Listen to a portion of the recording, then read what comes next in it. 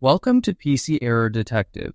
In this video, I'll show you how to strike through on Discord and explain simple ways to cross out text while chatting. Step 1. Type your message in the Discord chat box because this is where all text formatting begins. Make sure your text is written clearly before applying any style. Step 2. Highlight the text you want to strike through using your mouse or keyboard.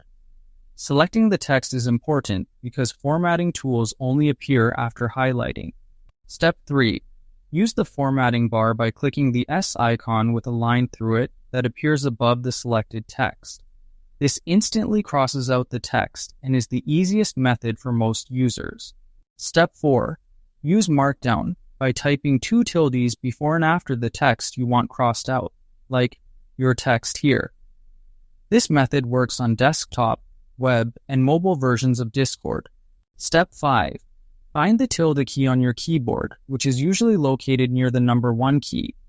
Knowing this key placement helps you format text quickly without using the mouse. Thanks for watching, and don't forget to subscribe to PC Error Detective for more helpful Discord tutorials.